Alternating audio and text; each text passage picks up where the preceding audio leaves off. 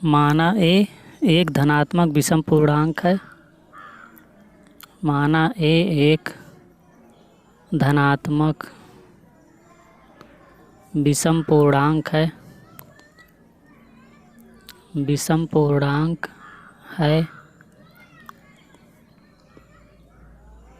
हमने मान लिया कि ए एक धनात्मक विषम पूर्णांक है।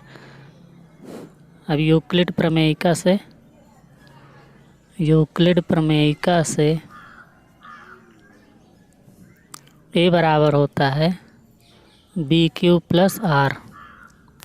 ए बराबर बी क्यू प्लस आर, जहाँ आर शेषफल है। 0 less than equal r less than b. यहाँ पर आर का मान 0 के बराबर है, बड़ा है तथा बी से छोटा है। तो ए बराबर यहाँ बी का मान 6 है तो 6 q plus r. 0 less than equal r less than 6, क्योंकि बी का मान 6 है यहाँ पर प्रश्न में। तो अब आर बराबर हम 0 से लेकर के 6 से छोटी संख्या लिखेंगे। तो सबसे पहले आर बराबर 0 रखने पर,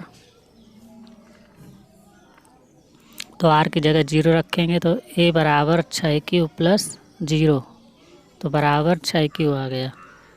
अब आर बराबर 1 रखेंगे। 1 रखने पर तो ए बराबर आएगा 6 क्यू प्लस 1, 6 क्यू प्लस 1। अब आर बराबर 2 रखेंगे। आर बराबर 2 रखने पर ए बराबर मिलेगा हमको 6 क्यू प्लस 2। ए बराबर 6 क्यू प्लस 2। अब आर बराबर 3 रखेंगे। आर बराबर 3 रखने पर ए बराबर हमको मिलेगा 6 क्यू प्लस 3। अब आर बराबर 4 रखेंगे। तो आर बराबर 4 रखने पर ए बराबर हमको क्या मिलेगा 6 क्यू प्लस 4। 6 q plus 4। अब आर बराबर 5 रखेंगे। आर बराबर 5 रखने पर ए बराबर मिलेगा 6 क्यू प्लस 5। ए बराबर 6 क्यू प्लस 5। चूँकि यहाँ पर आर का मान 0 से लेकर के 5 तक है, 6 से छोटी संख्या है, अतः आर का मान हम 0 से लेकर के 5 तक रखेंगे। यहाँ ए संख्याओं 6 क्यू धन 1, 6 क्यू कामा 6 क्यू धन 1 कामा 6 क्यू धन 2 कामा 6 क्यू धन 3 कामा 6 क्यू धन 4 एवं 6 क्यू धन 5 के रूप का हो सकता है। के रूप का हो सकता है।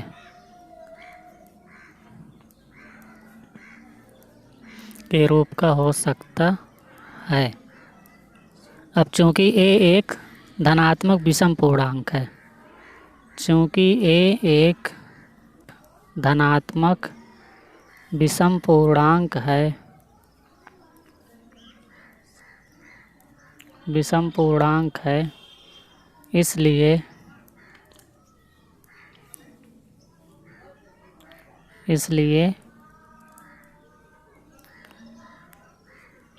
यह 6 क्यू धन 2 6 क्यू धन 4 के रूप का नहीं हो सकता है। 6 क्यू कामा 6 क्यू धन 2 कामा 6 क्यू धन 4 के रूप का नहीं हो सकता है, क्योंकि ये धनात्मक समपूर्णांक है। क्योंकि ये धनात्मक समपूर्णांक है।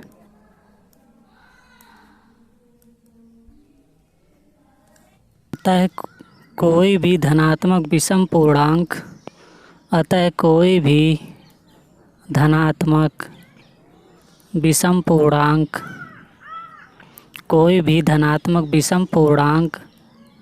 क्षय क्यू धन एक, क्षय क्यू धन एक, क्षय क्यू धन तीन, क्षय क्यू धन एक कामा क्षय क्यू धन तीन, क्षय क्यू धन 5 के रूप का हो सकता है,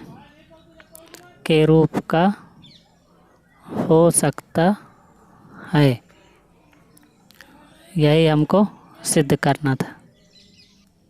इति सिद्धम। तीसरा प्रश्न है 616 और 32 का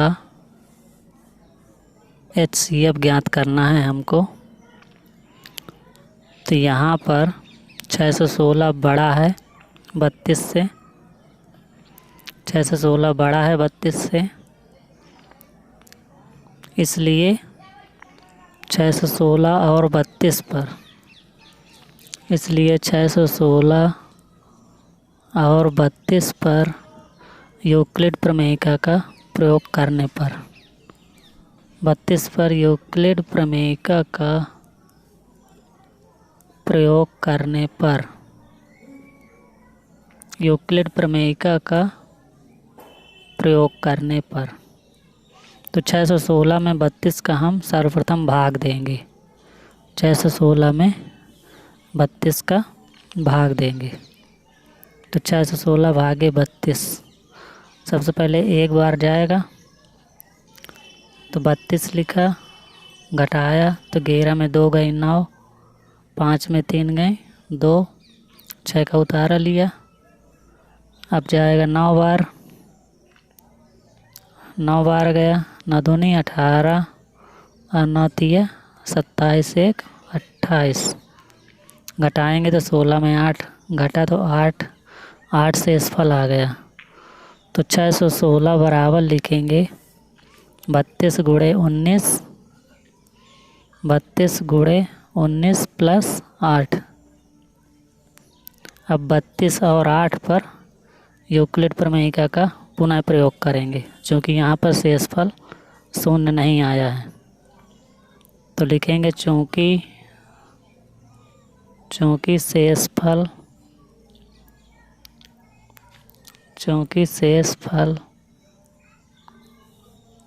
8 नॉट इक्वल शून्य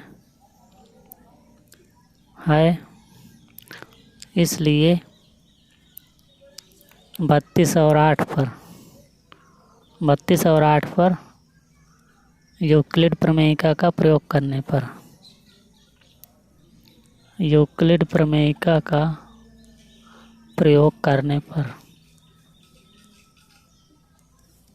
32 और 8 पर यूक्लिड प्रमेयिका का प्रयोग करने पर। अब हम 32 में 8 का भाग देंगे, सबसे पहले 32 में 8 का भाग देंगे तो कै बार जाएगा, 4 बार जाएगा। 32 भागे 8, 8 चौको 32, तो यहाँ पर शेषफल शून्य आ गया। तो लिखेंगे 8 गुणे 4 प्लस शून्य। अब यहाँ पे शेषफल शून्य आया है, चूँकि शेषफल शून्य आया है, अतः क्योंकि शेषफल शून्य आया है, अतः HCF 616 32 का हो जाएगा, 616 32 का HCF हो जाएगा 8। यही हमारा आंसर है।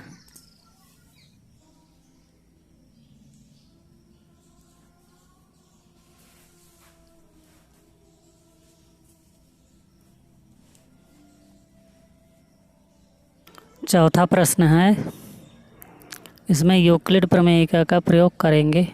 यूक्लिड प्रमेयिका का प्रयोग करने पर, तो यूक्लिड प्रमेयिका A बराबर होता है BQ प्लस R ए बराबर b q plus r, 0 less than equal r less than b. अब प्रश्नानुसार यहाँ पर b का मान 3 है, तो a बराबर 3q plus r, 0 less than equal r less than 3। यहाँ पर r का मान 0 से लेकर के 2 तक रखेंगे, चूँकि 3 से छोटा है। तो सबसे पहले r का मान 0 रखने पर a बराबर हो जाएगा 3q प्लस 0, तो बराबर 3q आ गया। अब r बराबर 1 रखेंगे, r बराबर 1 रखने पर a बराबर आ जाएगा 3q प्लस 1, 3q प्लस 1। अब r बराबर 2 रखेंगे, तो r बराबर 2 रखने पर a बराबर आएगा 3q प्लस 2। r की जगह हमको संख्याएं रखनी है।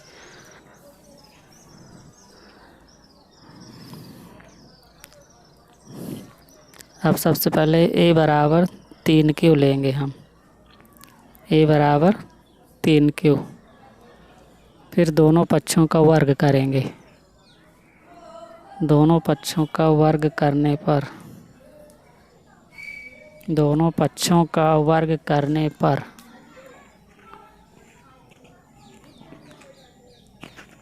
दोनों पक्षों का वर्ग करने पर a का वर्ग बराबर 3q का होल स्क्वायर, तो वर्ग करेंगे तो a स्क्वायर बराबर 3 गुणे 3, 3 गुणे 3 q स्क्वायर, इसको लिख सकते हैं। अब a बराबर आ गया 3m, 3q स्क्वायर को m लिख देंगे, जहाँ m बराबर 3q स्क्वायर एक धनात्मक पूर्णांक है, जहाँ m बराबर 3q स्क्वायर एक धनात्मक पूर्णांक है। 3q स्क्वायर एक धनात्मक पूर्णांक है।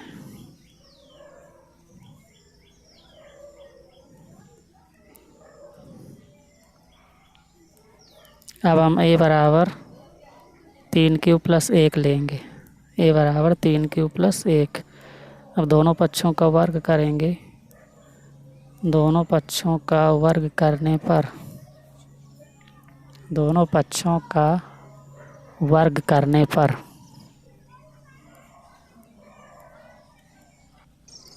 दोनों पक्षों का वर्ग करने पर दोनों पक्षों का वर्ग करेंगे तो a का होल स्क्वायर बराबर 3q धन 1 का होल स्क्वायर। अब यहाँ x प्लस वाई का होल स्क्वायर का सूत्र लगेगा, बराबर 9q स्क्वायर प्लस 2 गुणे 3q गुणे 1 प्लस 1 बराबर 9q square plus 2 3 6q plus 1। अब यहाँ पर दोनों से 3 कॉमन ले लेंगे,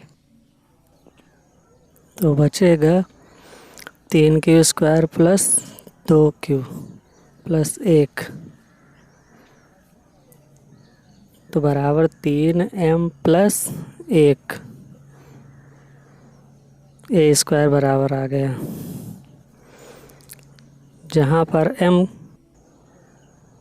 जहाँ m बराबर है 3q स्क्वायर प्लस 2q, जहाँ m बराबर 3q स्क्वायर प्लस 2q एक धनात्मक पूर्णांक है,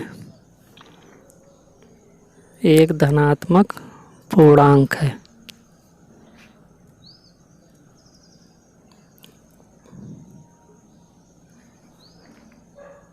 यही हमको सिद्ध करना था। अतः हम कह सकते हैं कि किसी धनात्मक पूर्णांक का वर्ग 3m या 3m धन 1 के रूप का हो सकता है।